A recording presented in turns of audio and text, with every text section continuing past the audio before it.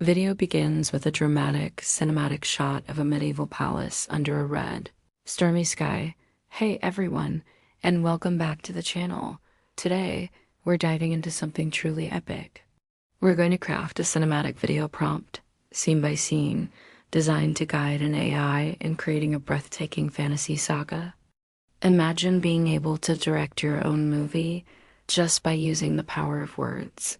That's exactly what we're doing. Let's start with our first scene, which I call the Dark Prophecy. Picture this, a grand, Gothic medieval palace silhouetted against a sky churning with crimson storms. Inside, the formidable Queen Bavmorda stands before her obsidian throne. She's not just a queen. She's a force of nature, radiating power and ambition. The throne room is vast, filled with dramatic shadows and the flicker of torchlight dancing on stone walls. Lightning cracks outside, illuminating the scene for a split second, revealing the fear and anticipation on the faces of her royal guards. Before her, a frail, ancient sorcerer is hunched over, his voice raspy but clear, echoing in the cavernous hall. He's reciting a prophecy that hangs heavy in the air, a prophecy that will seal the fate of the kingdom. He speaks, "A child, born under the sign of the twin comets, will one day rise and bring about the end of your reign." The words are a death sentence, and you can see the fury ignite in Queen Bavmorda's eyes. The mood we're aiming for here is pure, ominous high fantasy. Think mystical, epic lighting, with an atmosphere so thick with dread you could cut it with a Valyrian steel sword. This is just the beginning, the spark that ignites the entire story. By being this specific with our prompt, we're not just telling the AI what to create. We're giving it the soul of the scene. The emotion, the lighting, the character's internal state, it all matters.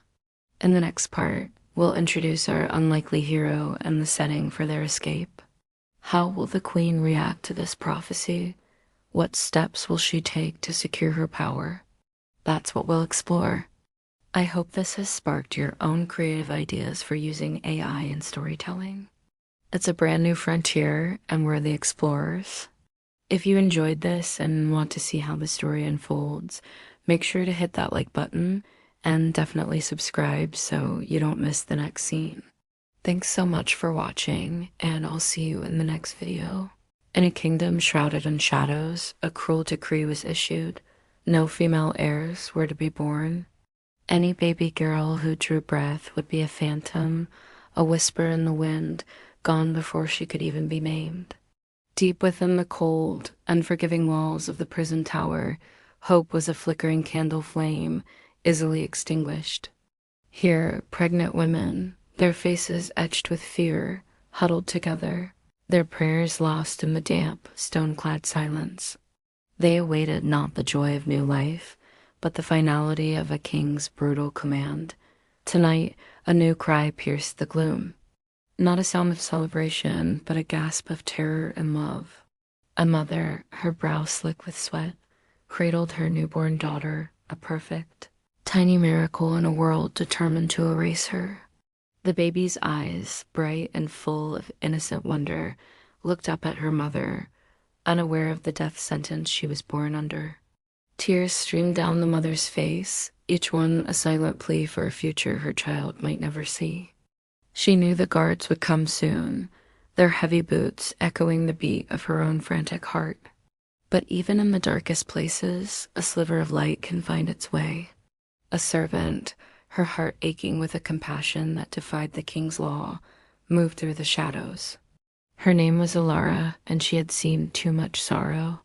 With gentle hands, she took the infant, swaddling her in soft linens and placing her in a simple wicker basket. "I will not let this darkness claim you," she whispered, her voice a fragile promise against the approaching storm. Outside, the rhythmic march of armored guards grew louder, a chilling drumbeat of doom. Alara clutched the basket, her own life now forfeit, and searched for an escape. This tiny, forbidden life deserved a chance to see the sun. Her every step was a gamble, a defiance against a tyrant, a desperate race against time to save one small, precious soul. Hello everyone, and welcome back to the channel. Today, we read diving deep into one of the most heart-wrenching yet beautifully cinematic moments in recent storytelling. The scene known as the River of Fate. If you've been following along, you know the weight of this moment. If you're new, prepare for an emotional journey. Let's set the stage. It's the dead of night. A dense, suffocating fog clings to every ancient tree in the forest. We see her, the loyal servant, her breath coming in ragged bursts, her feet barely finding purchase on the gnarled roots. She's not just running from the darkness. She's running from something asterisk and asterisk the darkness. The guttural snarls and snapping jaws of demonic hunting dogs echo through the trees, getting closer with every agonizing step. In her arms, she clutches the last hope of a fallen kingdom, a single, innocent baby wrapped tightly against the cold. She finally breaks through the tree line, her lungs burning, and arrives at the bank of a river. But this is no ordinary river.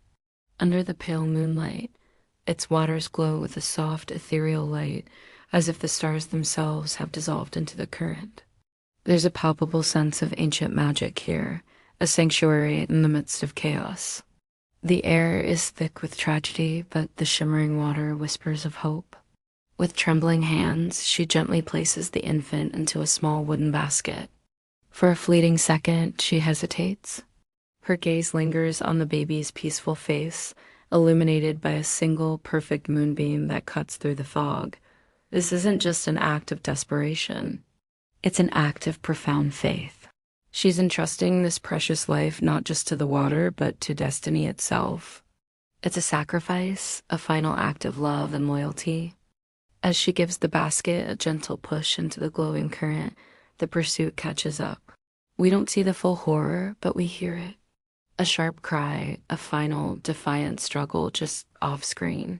The camera stays fixed on the basket. It doesn't look back. It floats serenely onward, a tiny beacon of life on the shimmering river of fate, carrying an unknown future downstream. The contrast is devastatingly beautiful, the violence of her end, and the peaceful beginning of a new journey. This scene is a masterclass in showing, not telling, leaving us with a powerful mix of sorrow and a fragile glimmer of hope for what is to come. What did you all think of this pivotal moment? Let me know your theories and feelings in the comments below. It was truly a gut punch for me. If you enjoy these deep dives, please hit that like button and subscribe for more. Thanks for watching, and I'll see you in the next video. The first light of dawn was just beginning to spill over the rolling green hills, painting the sky in soft shades of rose and gold. In this quiet corner of the world, nestled among mushroom-topped houses and winding cobblestone paths, lived a humble dwarf farmer named Willow.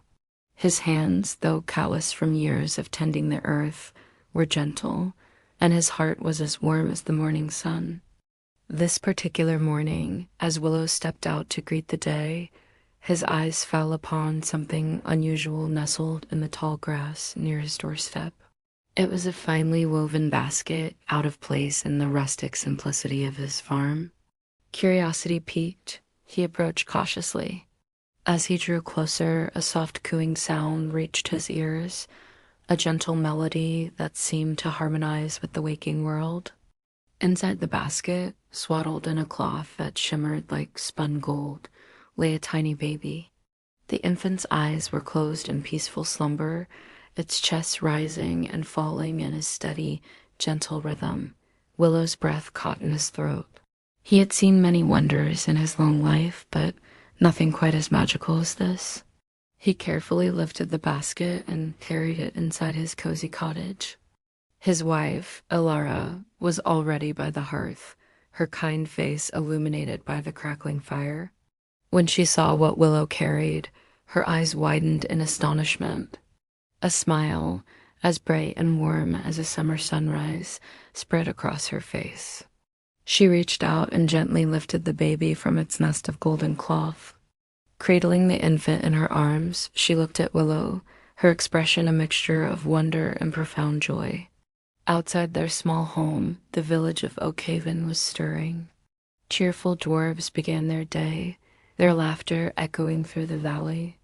Smoke curled from the chimneys of their tiny, whimsical houses, promising warmth and comfort. But inside Willow and Alara's cottage, a new quiet magic had taken root. As they looked down at the mysterious child, they knew with a certainty that settled deep in their bones that their lives had been changed forever. This was not just a lost baby. It was a gift, a miracle delivered by the dawn itself. Thank you for joining us on this part of the journey. If you're enchanted by this story, don't forget to like, subscribe, and hit the notification bell so you don't miss what happens next. We appreciate your support. Scene opens with the vibrant sounds of a village festival. Music, laughter, and chatter fill the air. Hey everyone, and welcome back to the world of Eldoria. Last time, we left our heroes just as they arrived at the annual Midsummer Festival in the heart of the village. The sun is shining, the market is bustling, and spirits are high. Look at this. The entire square is alive with color and energy. We can see merchants hawking their wares, children chasing enchanted butterflies, and the sweet smell of honey cakes wafting through the air. It's the perfect picture of peace. And there, in the center of it all, is our very own Willow, attempting to entertain the crowd with some magic. She's got a small audience, mostly curious children and a few patient elders. She flourishes her hands, trying to conjure a simple illusion, a flock of shimmering birds. But instead of a graceful display, a puff of green smoke sputters from her fingertips, followed by a shower of slightly wilted flower petals. The kids giggle, and Willow just gives a sheepish grin. It seems her control over the wild magic is still, well, a work in progress. It's a charming, slightly embarrassing moment, and you can't help but root for her. But just as she's about to try another, simpler trick, a shadow falls over the entire square. The cheerful music cuts out abruptly. Everyone looks up. The sky, just moments ago a brilliant blue, is now swirling with sickly gray and black clouds, churning as if the heavens themselves are in turmoil. A collective gasp ripples through the crowd. Before anyone can react, a deafening roar shatters the sudden silence. Crashing through the market stalls, a monstrous beast appears. It's a horrifying fusion of scales, fur, and shadow, with eyes that burn like hot coals. Panic erupts. Villagers scream and scatter in every direction, their joy turned to pure terror. A few brave souls, the village guard and some hedge mages, stand their ground. They raise their pitchforks and focus their energy, launching crackling spells of light and force at the creature. The spells sizzle against its dark hide, barely slowing it down. The beast swats a cart aside like a toy and lets out another ground-shaking roar. But its eyes aren't focused on the fighters. They're locked onto something else. Amidst the chaos, the chief magician, an old, wise-looking figure, steps forward. He points a trembling finger not at the beast, but towards a small, abandoned basket. His voice rings out over the din, filled with a mix of fear and awe. The child.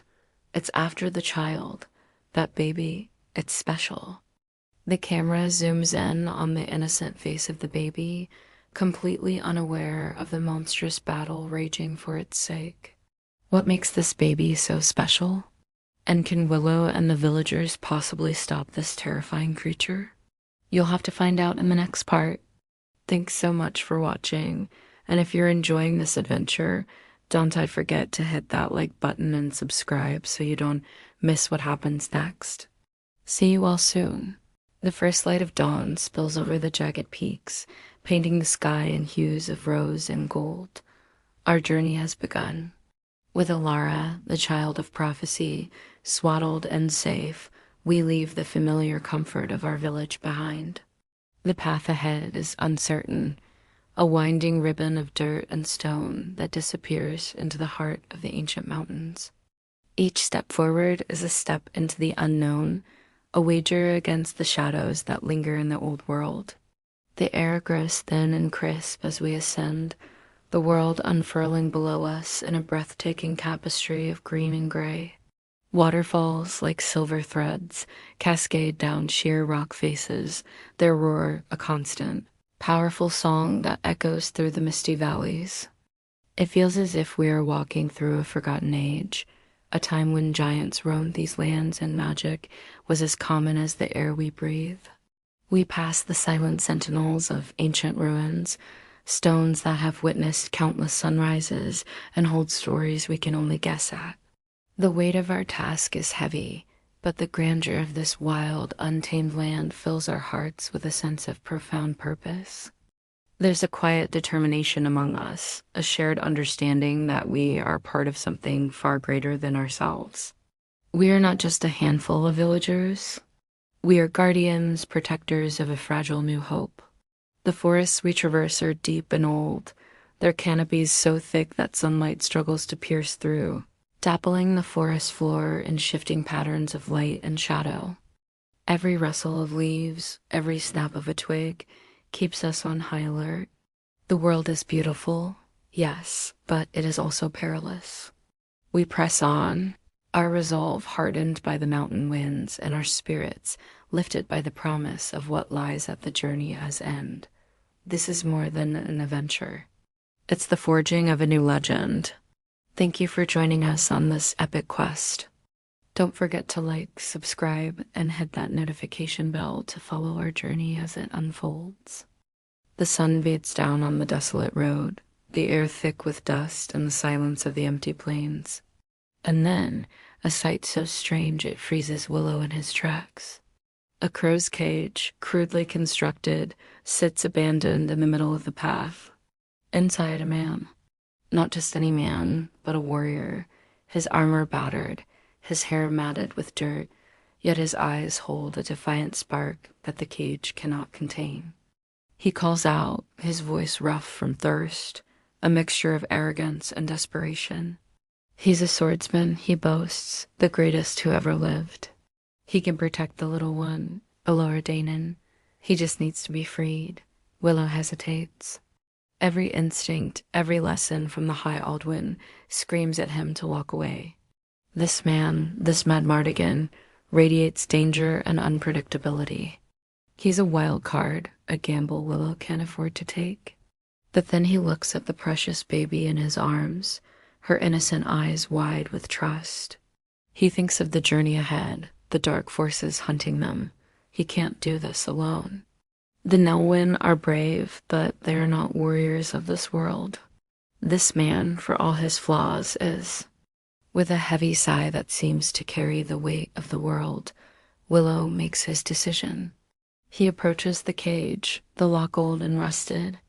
It takes some effort, but with a final jarring crack, the cage door swings open. Madmartigan stumbles out, stretching his cramped limbs, a grin spreading across his face. For a moment, he just stands there, breathing in the free air. Then Willow does the unthinkable. He steps forward and gently, carefully, places Elora Danon into the arms of the freed warrior. The greatest swordsman who ever lived now holds the fate of the world. The unlikeliest of alliances has just been forged on a dusty, forgotten road, and nothing will ever be the same. Thanks for watching. Don't forget to like and subscribe for more deep dives into your favorite movie moments. Sound of rustling leaves and tiny chittering laughter. Oh no. What's happening? Suddenly, I'm surrounded. Tiny figures, no bigger than my hand, are swarming all around me. They have pointed ears, wide, mischievous eyes, and they're pulling at my clothes, tugging me deeper into the woods.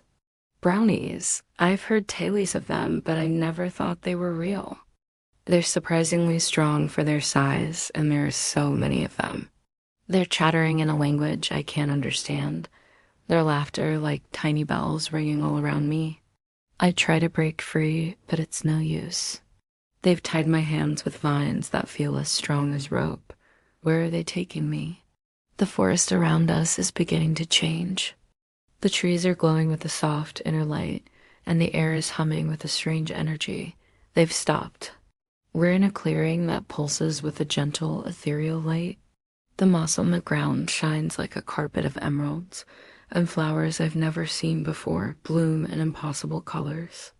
The brownies are all looking up, their mischievous expressions replaced with awe. I follow their gaze, and my breath catches in my throat. Floating above us, bathed in a radiant golden light, is a figure of pure grace and beauty. An angel. Her wings are like spun moonlight, and her eyes hold the wisdom of the stars. The entire forest seems to hold its breath in her presence. She looks directly at me, and her voice isn't spoken but felt, a melody that resonates deep within my soul. "Do not be afraid, Willow," she communicates, her voice a calm and powerful presence in my mind. "The child you protect is no ordinary infant. He is a child of destiny, chosen to bring a new dawn to this world." Her words wash over me, filling me with a sense of purpose I've never known. The fear I felt just moments ago melts away, replaced by a profound sense of peace and understanding. This baby, he's more than just a foundling. He's a promise. The angel extends a hand, and in it, a wand materializes. It's carved from a pale, shimmering wood, and a crystal at its tip glows with a brilliant blue light. It floats down from her hand and gently into mine, the vines binding me dissolving into dust. The wand feels warm, alive, pulsing with a gentle magic. "This will guide and protect you on your journey," the angel's voice echoes. "Trust in your heart, for it is now intertwined with his destiny. You are his guardian." With one final, reassuring smile that shines like the morning sun, she begins to fade, her light dissolving back into the glowing forest until she is gone. The brownies untie me, their eyes now filled with respect. I stand there, holding the glowing wand, the weight of a sacred duty settling upon my shoulders. The journey has truly begun. All right, let's dive into one of the most thrilling and visually spectacular sequences in the entire film. The Queen S hunt and the frantic escape across the snowy mountains.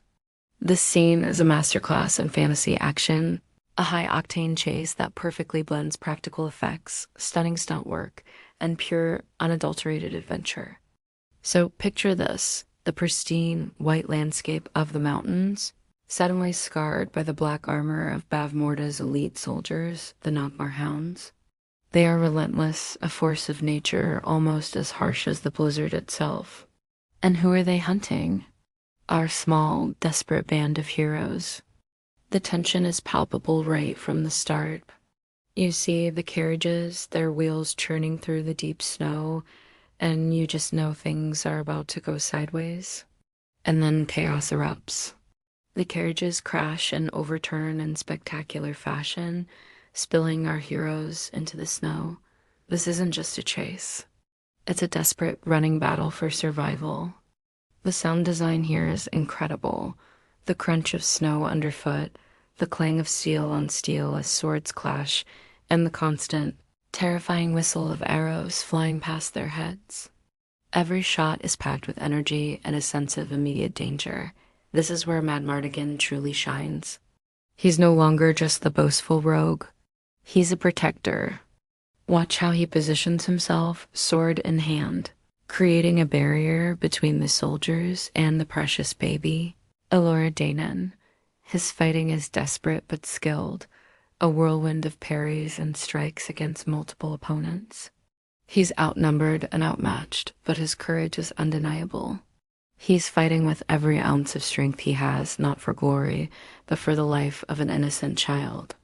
Meanwhile, Willow Ufgood isn't just cowering in the background. From a distance, you see him, small against the vast, snowy expanse, frantically shouting the words of his spells. Even though his magic is often unpredictable, his determination is unwavering. He's using the only weapon he has to try and turn the tide, to give his friends a fighting chance. It's the classic dynamic of brains and brawn working together against overwhelming odds.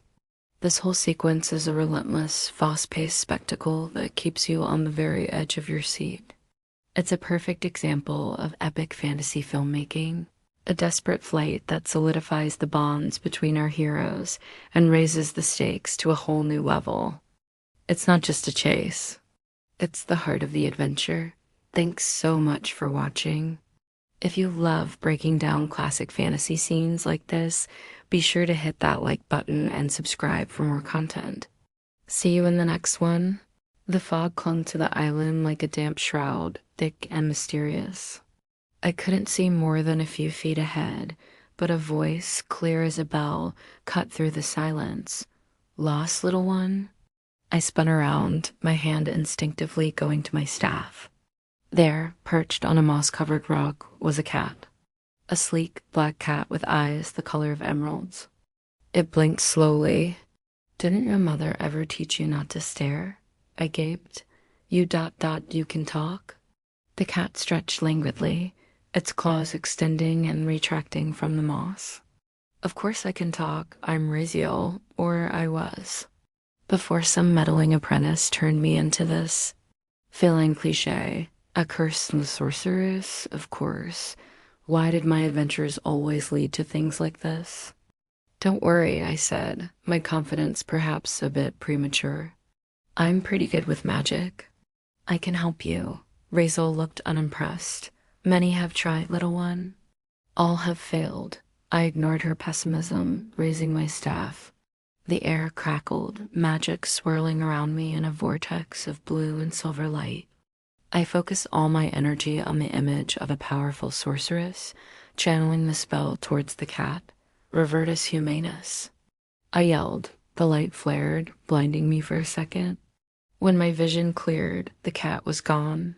In its place stood a goat, a very grumpy-looking goat, who promptly tried to eat the hem of my cloak. "A goat?" Razel's voice, now a gravelly bleat, echoed in my head. "You turned me into a barnyard animal?" "Okay, not my finest moment. Let's try that again." I gathered my power, this time picturing Raziel in her true form even more clearly. Corpus reformatio. Another flash of light. The goat disappeared, a loud caw erupted from the branch above me. A crow, a very annoyed-looking crow, was now glaring down at me. "Seriously?" Her voice squawked telepathically. "Now I'm bird food. All right, deep breaths. Third time's the charm, right?" I poured every ounce of remaining power into this final attempt. I visualized a woman, not a cat, not a goat, not a bird. Magica mutatio maxima. The light that erupted this time was immense, shaking the very ground. The crow was engulfed. I shielded my eyes. When the light faded, a low growl rumbled through the clearing. A massive tiger, striped and powerful, paced where the bird had been.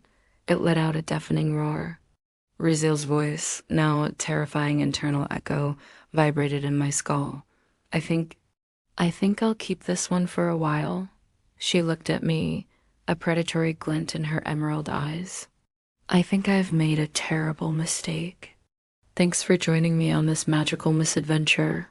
What do you think I should do now? Let me know in the comments. And don't forget to like and subscribe for more of my chaotic magical journey. See you next time. Hello fantasy fans, and welcome back to the channel. Today, we're diving headfirst into one of the most epic and chaotic battle scenes in fantasy film history, the Siege of Tir Aslan from the classic movie Willow. Let's break down the sheer spectacle of this incredible sequence. The scene ignites as the forces of good and evil clash within the ancient crumbling walls of the fortress. It's a desperate last stand, and the tension is palpable. The editing is frantic, throwing us right into the heart of the conflict. We see Nothmar soldiers, monstrous trolls, and two-headed beasts swarming the courtyard. It's pure, glorious mayhem. This is where our favorite scoundrel, Madmartigan, truly steps into his destiny. He's no longer just a boastful salesword. He's a leader. Seeing him don that magnificent golden armor is such a powerful moment. He rallies the remaining soldiers, and his transformation from rogue to hero is complete. He fearlessly charges into the fray, his sword a blur of silver as he cuts down troll after troll. It's a masterful display of swashbuckling action that defines his character arc. But just when you think the heroes might have a chance, the ground trembles and the film unleashes its most terrifying creature, the Ebersisk. This two-headed, fire-breathing, dragon-like monster erupts from a pit, roaring with fury. It's a stunning piece of practical effects and stop-motion animation that still holds up today. The creature spews fire, incinerating everything in its path, and the sheer scale of it creates a true sense of hopelessness for our heroes. The battle for Tyr Asleen is more than just sword clanging and monster fighting. It's a climactic struggle where every character is pushed to their absolute limit. From Willow's desperate magic to Sorcia's change of heart and Madmartigan's heroic stand, this scene is the heart and soul of high fantasy adventure. It's loud, it's messy, and it's absolutely unforgettable. What a masterpiece of 80s fantasy filmmaking. Thanks for watching. If you love breaking down classic fantasy scenes like this, be sure to hit that like button, subscribe for more content, and let me know your favorite part of this battle in the comments below. See you next time. We've reached the climax, the final showdown in the dark, imposing fortress of Notmar. Inside the Queen's grand hall, the air crackles with malevolent energy. Queen Bavmorda, her face a mask of cruel determination, stands before her sacrificial altar. This is it, the moment she's been waiting for, the ritual to banish the baby Alora Danon from the world forever and secure her own tyrannical rule. Lightning, summoned by her dark sorcery, crashes outside the high arched windows, illuminating the grim scene within. The stones of the fortress seem to hum with power as Bavmorda begins her incantation. Ancient, guttural words spill from her lips, and the very air begins to warp and shimmer. Swirls of magical energy, tinged with sickly greens and purples, coalesce around the altar, forming a vortex of pure destructive force. The prophecy is on the verge of being undone by this single act of ultimate evil. But wait. Hidden in the shadows, a small figure watches, his heart pounding but his resolve firm. Willow Ufgood knows he can't match Bavmorda's raw power, but he has a different kind of magic, a magic of wit and illusion. As Bavmorda raises her ceremonial dagger, preparing for the final terrible strike, Willow summons all his concentration. He performs the sleight of hand trick he learned from the Nulwinds, a simple vanishing spell, but he pours every ounce of his courage and hope into it. For a moment, nothing seems to happen. But then, as Bavmorda's eyes lock onto the altar, she sees the baby is gone. Vanished. A split second of confusion is all it takes. Her concentration breaks, the carefully constructed ritual collapses in on itself. The raw, untamed magical energy, now without a target, turns on its creator. With a horrifying scream that echoes through the hall, Queen Bavmorda is engulfed by the very lightning and dark magic she summoned. The vortex consumes her, a blinding flash of light, and then silence. The evil queen is no more. What an incredible finale. The tension, the magic, the cleverness of Willow turning a simple trick into the key to saving the world. It's a perfect example of how courage and heart can triumph over brute force. If you loved revisiting this epic moment, make sure to hit that like button and subscribe for more deep dives into your favorite fantasy films. Thanks for watching, and we'll see you in the next video. The first rays of dawn stretch across the sky, painting the clouds in hues of gold and rose, just as they did on the day this whole incredible journey began. But the sunrise is different. It carries with it the sweet scent of peace, the quiet hum of victory. Look there, on the horizon, a familiar figure emerges from the morning mist. It's Willow Ufgood, our hero, finally home. The village, once gripped by fear, now awakens to the sight of its champion returning. He looks weary, the road has been long and fraught with peril, but his steps are firm, his spirit unbroken. In his hand, he clutches not a weapon, but a book of magic, a symbol of the power he's discovered not in ancient spells, but within himself. The villagers pour from their homes, their faces alight with joy and relief. Cheers erupt, echoing through the valley, a symphony of celebration for the little man with the biggest heart. His children run to him, their small arms wrapping around his legs, their laughter the sweetest music he's heard in an age. And then he sees her, his wife, her eyes shimmering with tears of joy, runs to him, and they collapse into an embrace that speaks volumes of longing, of fear, and of a love that endured the darkest of nights. This single, heartfelt moment is the true reward for his bravery. And what of the catalyst for this entire epic? The tiny, precious baby, Elora Danon. She is safe now, nestled securely in the arms of her new protectors, the roguish but valiant Madmartigan and the brave Princess Sorsha. A new family, forged in the crucible of adventure, stands as a testament to the hope she represents. As Willow looks upon them, a gentle smile graces his lips. He didn't just save a baby. He helped unite a kingdom and discovered the hero he was always meant to be. The darkness has been pushed back, not by a mighty sword, but by courage, friendship, and the unwavering power of love. The adventure is over, but a new, brighter chapter has just begun. Thank you so much for joining us on this incredible journey. If you enjoyed this story as much as we did, don't forget to hit that like button and subscribe for more epic tales. We'll see you in the next video, in a world whispered about in hushed tones, where ancient prophecies lie dormant and shadows stretch long over forgotten lands. A new story is about to unfold. For centuries, the balance has been kept, a fragile peace maintained by unseen guardians. But now, a darkness stirs, a forgotten evil clawing its way back from the abyss, threatening to consume all that is good and plunge the world into an eternal night. The signs are everywhere, if you know where to look. The rivers run black, the crops wither in the fields, and a creeping fear poisons the hearts of the people. Old alliances have crumbled, and hope is but a flickering ember in a gathering storm. They say the age of heroes is over, that the time for magic has passed. They are wrong. Destiny often chooses the most unlikely of souls.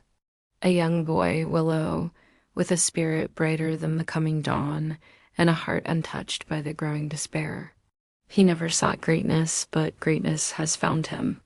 Drawn into a quest far beyond his village, he will journey through enchanted forests, across treacherous mountains, and into the very heart of the encroaching shadow. He won't be alone.